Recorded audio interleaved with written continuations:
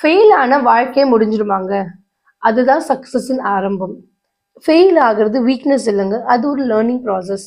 நம்ம லைஃப்ல பல கட்டங்கள்ல ஒவ்வொரு சந்தர்ப்பங்கள்லையும் ஏதாவது ஒரு இடத்துல ஃபெயில் ஆயிட்டு இருப்போம். அது நமக்கு டிசிப்ளின், பேஷன்ஸ், ஸ்ட்ரென்த் இதெல்லாமே சொல்லிக் கொடுக்கும். சக்ஸஸ்ஃபுல் ஸ்டோரீஸ் இன்னைக்கு இருக்கிற நிறைய பேர் வந்து டாப்பர்ஸோட ஸ்டோரிஸ் இல்லைங்க. அதெல்லாமே வந்து ஒரு ஃபெயிலியரோட ஸ்டோரி தான். டாப்பர்ஸாக இருந்த பல பேர் சக்ஸஸ் ஸ்டோரிஸ் கிரியேட் பண்ணலங்க. ஆனால் ஃபெயில் ஆன பல பேர் தான் சக்ஸஸ் ஸ்டோரிஸ் கிரியேட் பண்ணியிருக்காங்க. அதுக்கு உதாரணமாக நம்ம டாக்டர் ஏபிஜே அப்துல் கலாம் அவர் வந்து படிக்கும்போது ஒரு ஆவரேஜ் ஸ்டூடெண்ட்டாக இருந்திருக்கிறாரு. ஆரம்பத்தில் நிறைய தடவை அவரோட மிசைல்ஸ் வந்து மல்டிபிள் ஃபெயிலியர்ஸ் சந்திச்சிருக்கு. இன்னைக்கு நம்ம அவரை தான் வந்து மிசைல் மேன் அப்படின்னு சொல்லி கூப்பிடுறோம். அவர் பிரசிடென்ட்டாகவும் இருந்திருக்கிறாரு. ஸோ இந்த ஃபெயிலியர்ஸ் தான் அவருக்கு டிசிப்ளின் அண்ட் ஸ்ட்ரென்த்தை சொல்லி கொடுத்துருக்கு.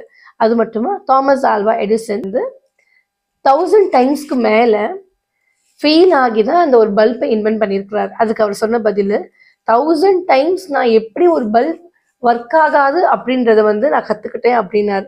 ஸோ இது எல்லாமே வந்து ஃபெயிலியர் வாழ்க்கையின் வந்து முடிவில்லைங்க. அது வந்து ஒரு லேர்னிங் ப்ராசஸின் ஆரம்பம். ஃபெயிலியர் ஆகிறது வாழ்க்கையின் முடிவில்லைங்க. அது சக்ஸஸின் ஃபர்ஸ்ட் ஸ்டெப். இந்த வீடியோ பிடிச்சிருந்ததுன்னா ஷேர் பண்ணுங்கள், சப்ஸ்கிரைப் பண்ணுங்கள். தேங்க்யூ.